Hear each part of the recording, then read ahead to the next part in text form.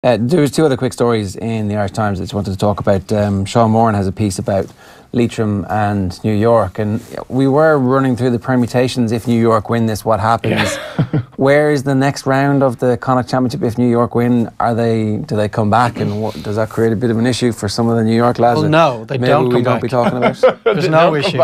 New York will not be playing on Irish soil, no matter what. No matter what. No, because what if they went on a winning run? Because they wouldn't have a team. Is that actually the case? Yes. There is no way that the New York squad and management are going to be upping sticks and heading over here for a game. It's just for at least, even if it was too much of a risk for one of them, that will not be the case.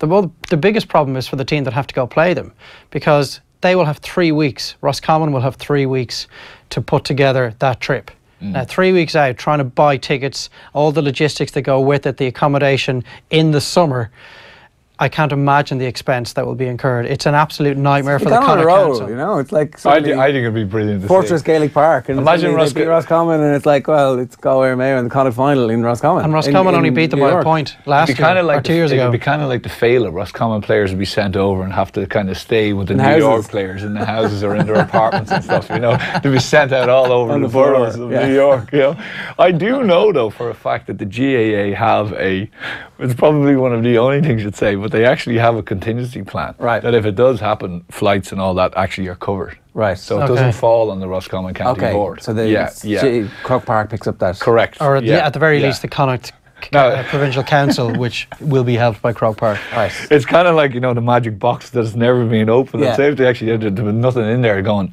Hang on. We said we had this covered, lads. There's some moths in here. They have the money. Break glass in case of emergency, which is exactly what would happen if New York win. Just some Garth Brooks tickets. Imagine what they did. Like, I didn't realise Jamie Clark and stuff are playing. I didn't realise that. Oh, there was a massive gamble on New York. So New York came down from about 6-1 they were touching odds on at one point, and they're gone back out now. But there was a massive gamble about 2 months ago. Everybody got word Jamie Clark is playing. He's going to kick 112. Yeah, and it's Leitrim, and they're not very good. And so none of us got on, obviously, at that stage. Oh, of course not. No. But are you laying the bet now? And I don't know. I think that like Leitrim forewarned, forearmed, all that kind of stuff. You know, like it's not like. Oh, I think it's a great chance. It's hard to know. Like 2 years ago, Roscommon got out of there by the skin of their teeth. Yeah.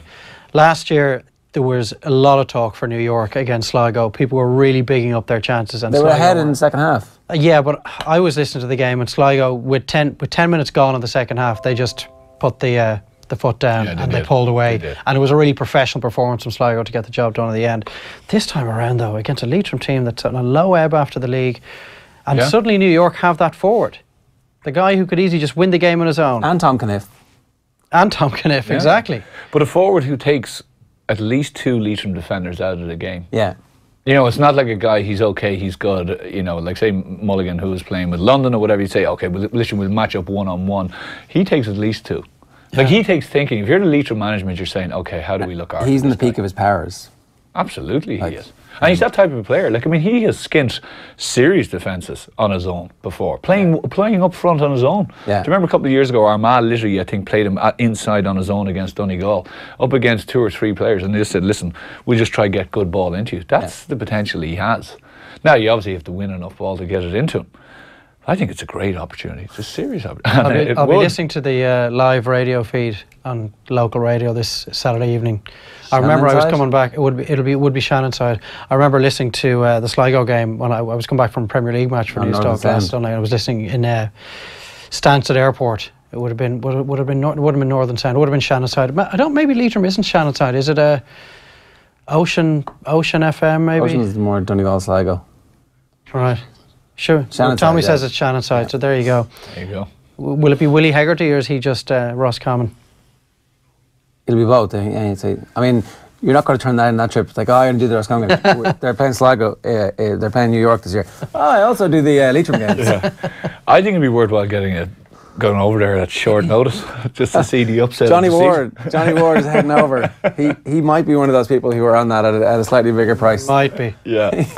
He was in with us this week, and he was saying the customs interview is going to be interesting. What are you going over for, sir? Well, I have a massive bet on New York to beat Leitrim in the championship. I just want to make sure that it's going to be all right. Like, it's not legal. It's fine. Yeah.